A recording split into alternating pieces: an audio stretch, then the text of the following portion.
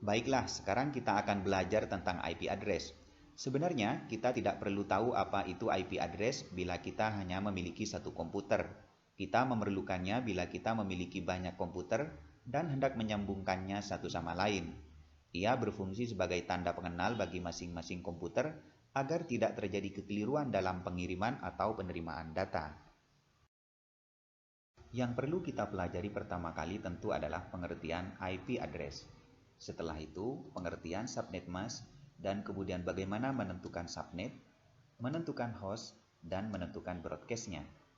Baiklah, untuk membantu Anda memahami apa itu IP address, subnet mask, subnet, host, dan broadcast, saya sudah membuat sebuah diagram. Bila sebuah jaringan kita analogikan dengan pemerintahan di sebuah negara, maka Anda akan melihat negara tersebut dikelola dengan model diagram ini. Lihatlah, seorang presiden harus membagi wilayah kekuasaannya ke dalam daerah-daerah dan masing-masing daerah membawahi sejumlah rakyat. Dalam komputer kita menyebut daerah-daerah ini dengan subnet, sementara komputer-komputer yang berada di bawah koordinasi subnet ini kita namakan dengan host. Nah, lewat video tutorial ini kita akan mempelajari bagaimana sebuah jaringan dikelola menjadi seperti ini. Marilah kita mulai dari yang pertama, yakni pengertian IP address. IP address tak ubahnya alamat pada sebuah rumah. Bila sebuah rumah tidak memiliki alamat, maka tentu sulit mengunjunginya. Apalagi bila rumah tersebut berada dalam sekumpulan rumah yang sesak dan tidak teratur. Orang yang ingin berkunjung tentu sangat sulit dan bahkan tidak bisa menemukan rumah yang ia tuju. Oleh karenanya, rumah-rumah tersebut harus ditata dengan rapi dan diberi alamat sebagai penanda. Nah, inilah contoh dari IP address yang sedang kita bahas. Ia terdiri dari beberapa angka yang dipisahkan oleh 3 titik, dan dengan begitu ia terbagi menjadi 4 bagian. Masing-masing bagian kita sebut dengan oktet. Oktet pertama, oktet kedua, oktet ketiga, dan oktet keempat. Perlu Anda tahu bahwa angka-angka ini adalah angka desimal yang dikonversi dari angka biner, yakni angka yang digunakan pada setiap mesin komputer.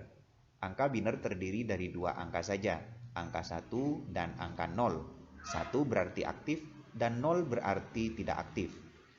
Masing-masing oktet pada IP address ini terdiri dari 8 angka biner, sehingga bila kita jumlahkan semuanya dari oktet pertama hingga oktet terakhir, maka jumlahnya menjadi 32 angka. Bagaimana cara mengkonversi angka biner menjadi angka desimal? Mula-mula marilah kita buat 8 buah kotak yang akan kita isi dengan angka-angka. Kita isi dari kotak yang paling kanan dengan angka 1, kelipatan angka 1 yakni 2, kelipatan angka 2 yakni 4, kelipatan angka 4 yakni 8, dan begitu seterusnya hingga kotak terakhir. Bila semua angka dalam kotak ini kita jumlahkan, maka hasilnya adalah 255. Selanjutnya, buat lagi 8 kotak seperti yang telah kita buat sebelumnya. Di kotak-kotak ini kita isi dengan angka biner yang hendak kita konversi menjadi angka desimal. Kita mulai dari kotak yang paling kanan. Setelah semua terisi, maka kita jumlahkan angka dalam kotak paling atas yang beririsan dengan kotak paling bawah yang berisi angka 1. Ingat, yang beririsan dengan angka 1 saja. Sementara yang beririsan dengan angka 0 kita abaikan.